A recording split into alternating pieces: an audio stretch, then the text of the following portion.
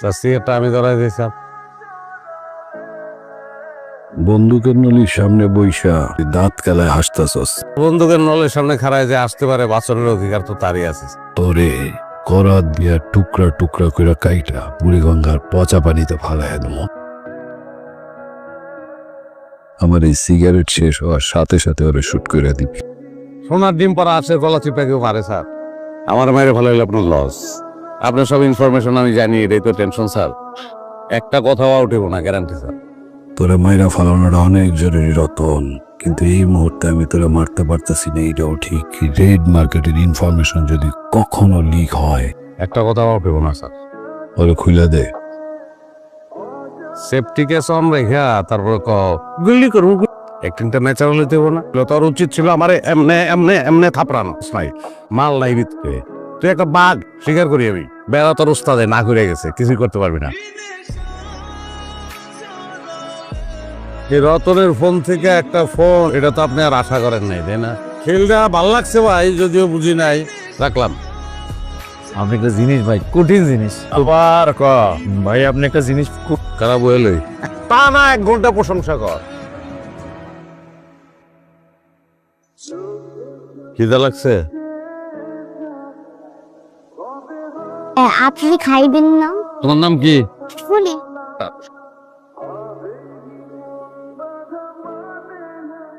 আঁকাআঁকি এখন বন্ধ, হোমওয়ার্ক করতে হবে। মা, বাবা কখন আসবে? বাবা না আসলে আমি ঘুমাবো না। আচ্ছা ঠিক আছে, আর 23 মিনিট পর রাতের খাবার খাবা। গোসল করস না কয়দিন? আমার তো বাসাই নেই। লোক পর্দায় যাকে দেখতে পাচ্ছেন, লোকটির নাম রতন। সে একজন ভয়ঙ্কর অপরাধী। এমন কোনো কাজ নাই যে সে করে না। অনিতা, আপনার কাছে এখন আমরা জানতে চাইব অপকর্মের কিছু তথ্য আমাদেরকে ব্রিফ করার জন্য। কিডনি বেচাকেনার এই মার্কেটকে রেড মার্কেট বলা হয়। রতন সেই দালালদের একজন। মেয়ে একটা ছেলের সাথে আমার দেখা হয়েছিল যে কিনা রতনের শিকার।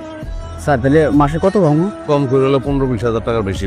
তার আগে একটা ব্লাড টেস্ট করতে হইব। মেডিকেলে কেন যাওয়া লাগবে স্যার? তুই বলদ নাকি? মেডিকেল টেস্ট লাগবে না? টেস্ট চাইলে আমি এখানেও করতে পারি, কিট আমার লগেই আছে। দবিরের ভাগ্য ভালো, সে পালিয়ে গিয়ে বাঁচতে পেরেছে। দেখা যায় লাশ বস্তায় ভরে মাঝ নদীতে ফেলে দেওয়া হয়। আপনার কাছে কি রতনের কোনো অ্যাড্রেস আছে? সে এখন যাত্রাবাড়িতে প্যাথোলজি ক্লিনিকের সাথে যুক্ত। আপনি আপনার টিম নিয়ে কাজ শুরু করুন। মীরা, বাবার কোল থেকে নামো, চেয়ারে বসো, বাবা খাবে। কি হচ্ছে, তুমি এরকম তাড়াহুড়ো করে খাইতেছো কেন?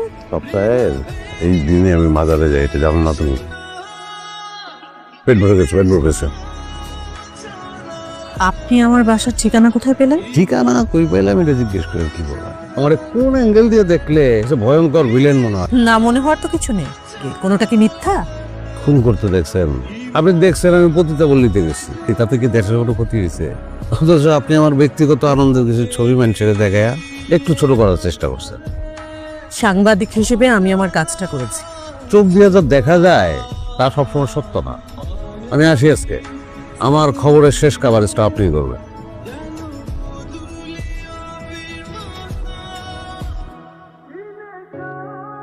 এখানে রতন নামে একজন থাকে। রতন? হ্যাঁ জি। হ্যাঁ, কালকে আসবে? জানি না, বলবো কেন? এই কুকুরে চল। আপনারে শকুনে খুঁজে ভাই। রতন খুব দ্রুত। ওর বউরে রাখা হয়েছে, কিছু বাই করতে পারে কিনা। কেমন আছেন? আপনি আমার এখানে, আমি না আসলে কিছু বুঝতে পারতেছি না। আপনার জামাই মানুষ খুন করে ফেলে গেছে। কি বলতেছেন আপনি? আমার স্বামী মেডিকেল টেকনোলজিস্ট, মানুষের কিডনি বিক্রি করবে কিভাবে? ইয়েস অর নো, বাড়তি কোনো কথা বলার দরকার নেই। আপনার জামাই কি কিডনি বেচাকেনা করে? জি না। করে করে, গোপনে করে, আপনি জানেন না। আচ্ছা, তুমি আমার একটা সত্যি কথা বলবা? তুমি কি আমার মিথ্যা কথা বলো? মানে কি? মানত, মাজার সবকিছু কি সত্যি, নাকি সব তোমার আমার সাথে প্রতারণা? পুলিশ আসছে। তারপরে পুলিশ জানে যে আমি এখানে আছি? আমি পুলিশকে খবর দিচ্ছি তুমি এখানে আছো। এটা হচ্ছে একটা পতিতালয়ের ছবি, কিন্তু নারী পাচারের সাথেও জড়িত থাকতে পারে। রতনের মতো মানুষ লাখে একটা। আপনার উচিত না তার খারাপ পথ থেকে ভালো পথে নিয়ে আসা। আপনার স্বামী বাসায় আসলে আমাদের ফোন দিবেন, লোক পাঠায়। আমি তো তোমার অনেক বিশ্বাস করতাম। আমি তোমার সঙ্গে প্রতারণা করিনি। আমার জীবন, আমার ভাগ্য আমার প্রতারক বানাইছে। আমাকে একসঙ্গে ফিরে হইল না। না, আমি কি আমার মেয়ের কাছ থেকে একটু বিদায় নিতে পারি? পারেন।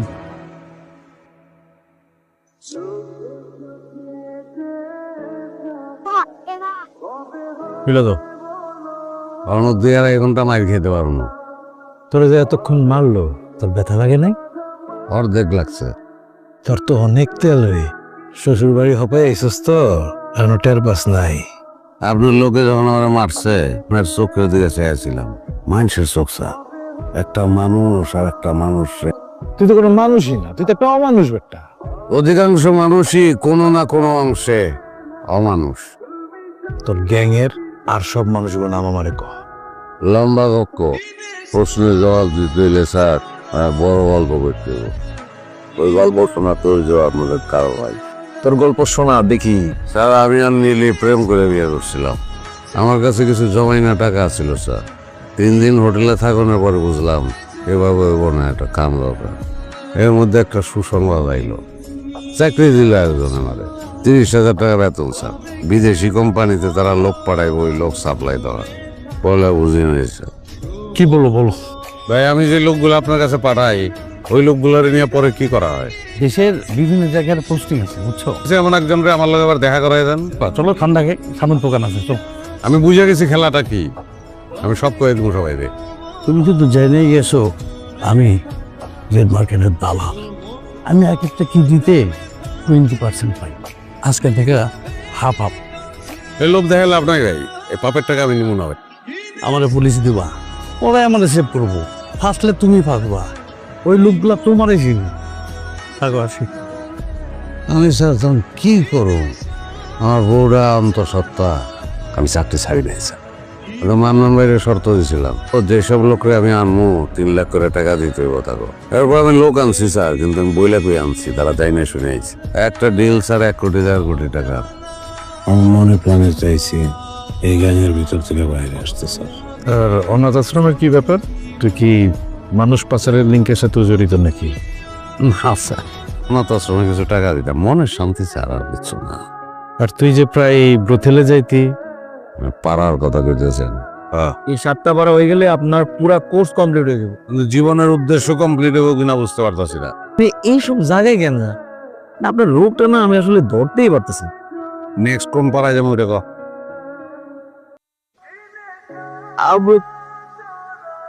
আপডেট কর। বিজলি ভাই আপনার লেখা বয়ে রয়েছে। আজ থেকে 30 বছর আগে পাড়ায় একটা পোলার জন্ম হয়েছিল, তখন ওটা বেচা দেওয়া হয়। ওই পোলাটার মা কেটা আমার জানার দরকার। পড়া কই আছে? ওর জান্নাতে খুঁজতেছে।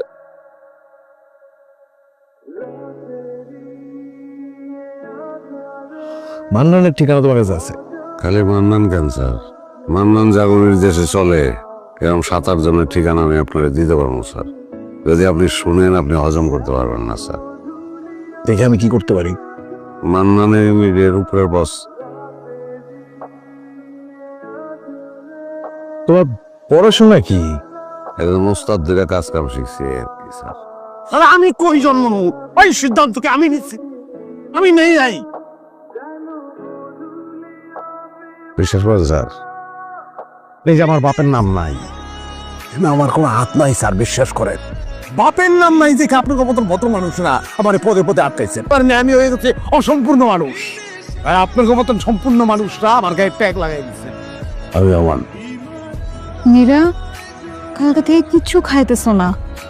বাবা না আসলে আমি কখনো খাবো না, কখন না। বাবা কখন আসবে তুমি বলো না। তোমার বাবা আসবে না, কারণ তোমার বাবা ভালো মানুষটা খারাপ। ভালো আছো, শাস্তি দিতে চাইছে, শাস্তি পাইতেছি। গ্রাম থেকে আমার আব্বা আসছে, আমি বোধহয় নীরাকে নিয়ে আব্বার সঙ্গে চলে যাব। আমি তোমার অনেক কষ্ট দিছি না?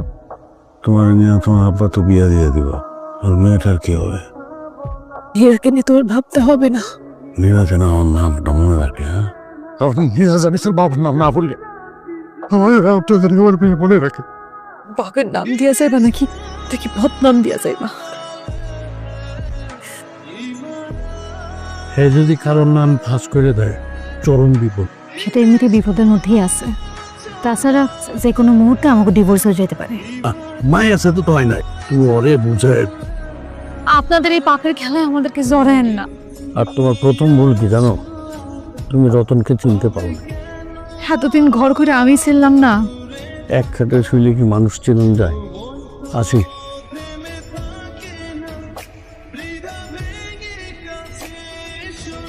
রতন নামে কাউকে চেনো? না ঠিক আপু।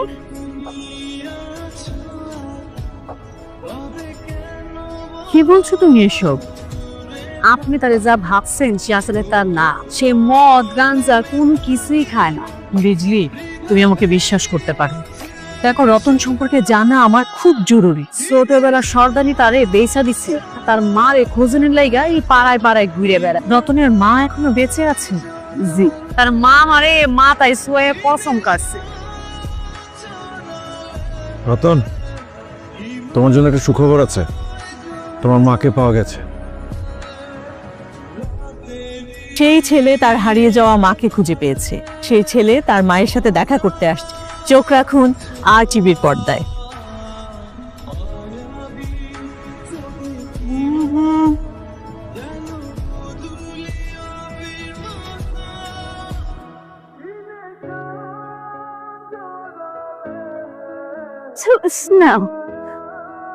আমার মা আর আমি কত খুঁজছি। আমি জন্ম দেখে না তুমি আমার চিনছো। আমারে দেহা পাপ, তোর তো একটা বাণিজ্য আছে। তোর মা এই তো পড়ে মা না।